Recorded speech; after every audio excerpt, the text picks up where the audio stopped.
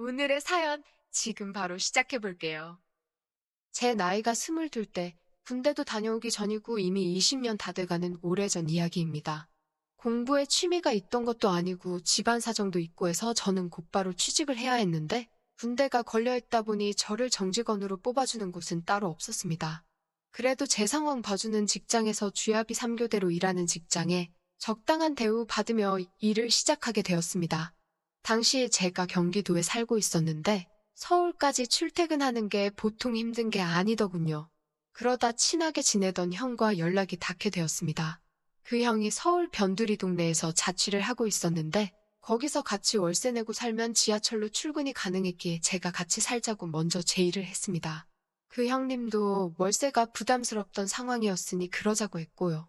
자취하던 집이 다가구 주택으로 철문으로 된 현관문에 시멘트로 된 마당이 있고 집주인이 사는 2층과 다른 세입자가 사는 1층, 그리고 반지하에 방 2개가 있던 집이었습니다. 반지하 계단으로 내려가면 정면으로 옆집이 있었고 제가 자취하던 곳은 거기서 꺾어 들어가면 있는 구조였습니다. 그 집에 들어가고 초반 몇 주는 정신이 없어서 잘 몰랐는데 맞은편 집에 젊은 아줌마가 아이랑 둘이 사는 것 같더라고요. 오며 가며 마주치면서 보니 같이 살던 형은 그 아줌마랑 친한 건지 인사도 주거니 받거니 하면서 있었어요. 식구가 늘었냐면서 서글서글하게 인사를 걸어오는데 인상이 참 좋아 보였습니다. 그 당시 30대 후반이었고 이쁘다는 기준이 사람마다 다르니 제가 뭐라 하기는 그런데 그 당시 30대 후반인데다가 아이까지 딸린 여자치고는 관리도 잘 된 것 같았고 제 눈에는 굉장히 호감형으로 보였습니다. 출근길이나 회식날 번화가에서 마주치는 화려한 여자들은 아니었지만 어디 가서 빠지거나 할 정도도 아니었어요. 평범하게 예쁜 스타일이었습니다. 어깨쯤 닿는 파마머리가 엄청 잘 어울리는 사람이었습니다. 키는 160 정도로 평범한 체구였는데 본인은 일 때문에 고생해서 그런다는데 하체가 튼튼했습니다. 어쩌다가 문 앞에서 마주쳐서 1층으로 나가는 계단을 오를 때 뒤에서 멍하니 그녀가 계단을 올라가는 모습만 바라본 적도 있습니다. 아무튼 처음 인사를 나누고부터는 아줌마랑 우며 가며 인사도 하고 아는 척도 하고 그런 사이가 되었습니다. 그런데 그 중에서도 가장 좋았던 점은 남자 둘이 살면 라면 말고 뭘 또 먹느냐고 하면서 과일도 챙겨주고 밑반찬 할 거리도 챙겨주면서 가져다 주고는 했습니다. 예쁜 얼굴만큼 마음 씀씀이도 좋은 사람이었지요. 저도 받기만 하면 뭐하니 퇴근길에 과자나 마실 거 같은 거 사서 아들 주라고 하고 건네주고 그랬습니다. 굳이 마주치지 않아도 문 두들겨서 전해주고 그랬어요. 그녀 아들도 그녀를 닮아 부침성이 좋은지 저를 삼촌 하면서 잘 따르더군요.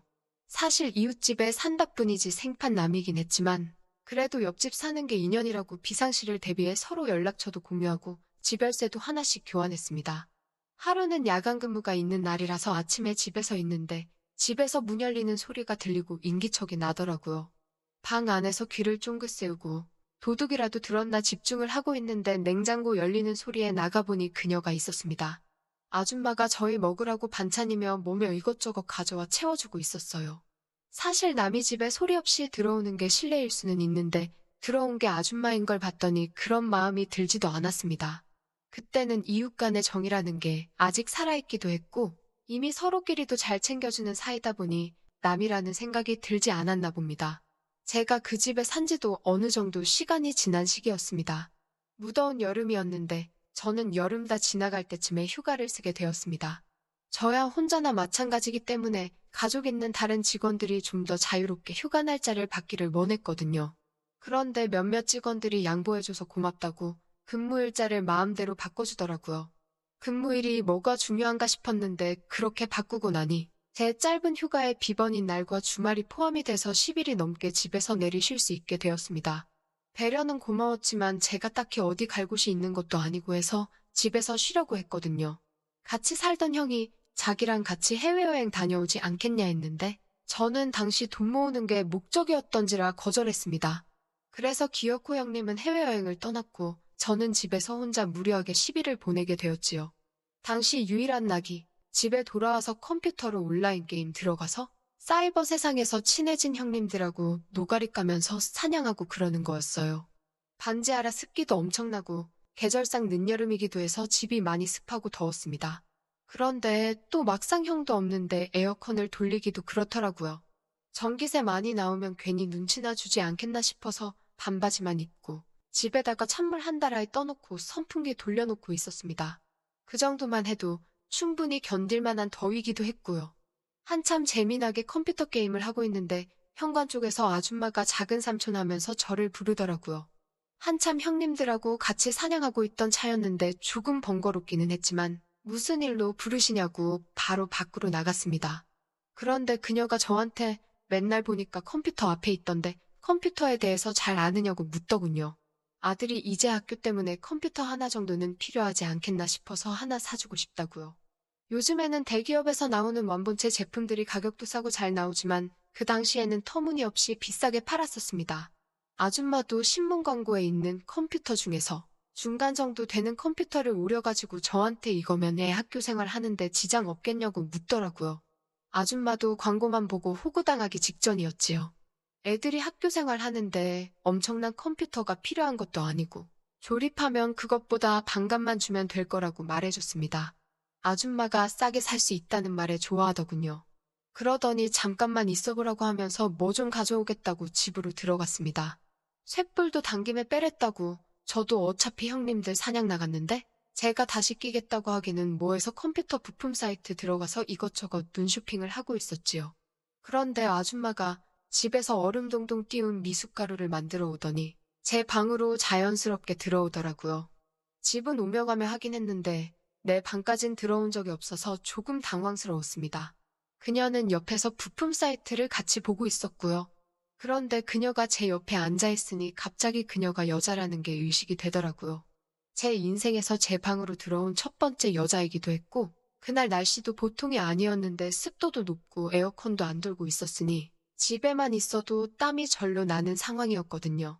고개를 돌렸는데 그녀 목덜미를 타고 굵은 땀방울이 아래로 뚝 떨어지는 겁니다. 땀방울을 따라서 제 시선도 자연스럽게 아래로 떨어지게 되었고 평소에 입고 있는 평범한 검정색 나시 복장의 반바지였는데도 왠지 그날따라 다르게 보이는 겁니다. 처음 그녀의 뒷모습을 봤을 때도 많이 놀랐는데 의식을 하고 보니 얼굴도 평소보다 훨씬 더 예뻐 보이고 은은하게 땀냄새와 섞인 비누 향기가 제 코를 찌르는데 아주 몸이 견딜 수 없을 정도로 찌릿찌릿하더군요. 속으로 애국가를 부르면서 최대한 컴퓨터 고르는데 집중을 해서 견적을 내봤더니 아줌마 예산보다 50만 원이나 더 아낄 수 있었습니다. 그걸 보고는 그녀가 신이 나서는 고맙다고 저를 한번 안아주는데 그동안 좋은 이웃이라고 생각했던 그녀가 그때부터는 저에게 이상으로 다가왔습니다. 그녀는 이럴 게 아니라 저한테 고마우니 저녁을 자기가 맛있는 걸로 해주겠다고 하는 겁니다. 그리고 나서 집으로 돌아갔는데 왠지 모르게 아쉬운 여운이 남더군요. 밥 같은 거 안 먹어도 되는데 더 이따 가지 싶었어요. 그리고 나서 점심때가 조금 지났는데 그녀가 음식 준비가 되었다며 다시 저희 집으로 찾아왔습니다. 저녁 차려준다길래 점심은 라면으로 때울 셈이었는데 잘됐다 싶었어요. 그런데 그녀가 솜씨 좀 부린다고 묵은지랑 두꺼운 목살에서 김치찜을 해놓았더라고요. 국물도 좋고 고기도 야들하니 맛있고 해서 소주 생각이 절로 났습니다. 그래서 아줌마한테 너무 맛있어서 그러는데 소주 좀 마셔도 되겠냐고 했어요. 얼큰함에 땀을 뻘뻘 흘리면서 먹고 있는데 아줌마가 잘 먹는 거 보니까 좋다고 하면서 밥상에 팔을 괴고 앉아서 제가 먹는 모습을 지켜보더라고요. 눈앞에 펼쳐진 그녀가 만든 산골짜기에 시선이 어디로 가야 하나 싶었습니다. 그러다 아줌마도 자기도 한잔 하고 싶다고 해서 제 소주를 같이 나눠 마시게 되었고 처음으로 사적인 이야기를 나누게 되었습니다.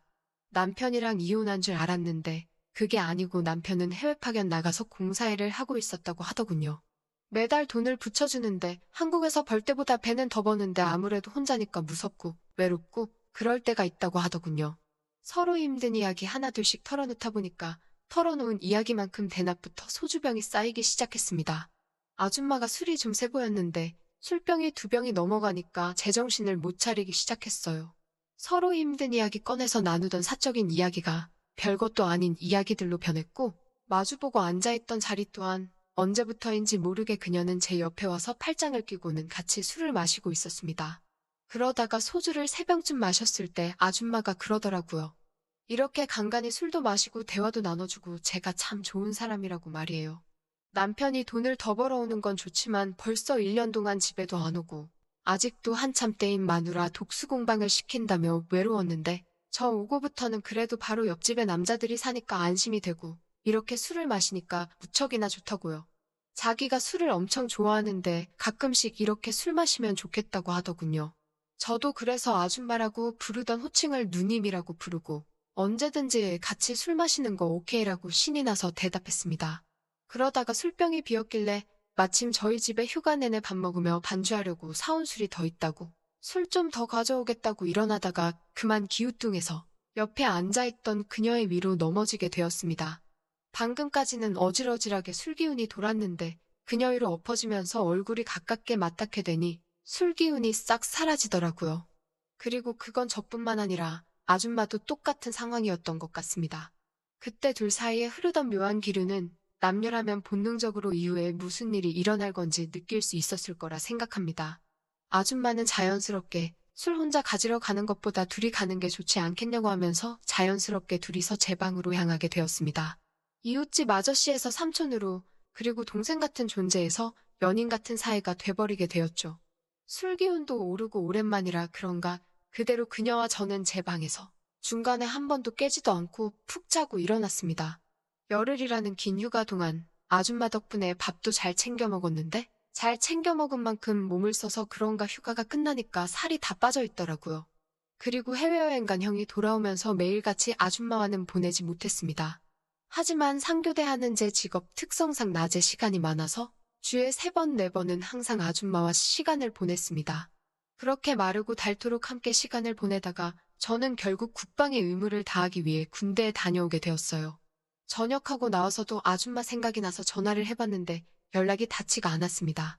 형한테 아줌마 소식을 아냐고 물어봤더니 남편이 돌아와서 집구에서 나갔다는 소식을 전해 듣게 되었어요. 그래서 그 아줌마와는 그 뒤로는 어떻게 지내는지도 모르고 연락도 못하는 그런 사이가 되었습니다. 가족보다 가까운 이웃이라고 생각했는데 말이에요. 아무튼 저는 그때부터 연상의 여자가 저희 이상형이 되었습니다. 그래서 지금은 저보다 8살 많은 여자를 만나 결혼해서 행복하게 잘 살고 있습니다. 지난날의 이야기긴 하지만 가끔씩 그녀가 떠오르고 보고 싶을 때가 있네요. 오늘의 사연은 여기까지네요. 긴 사연 끝까지 들어주셔서 감사합니다. 구독과 좋아요 잊지 말아주세요.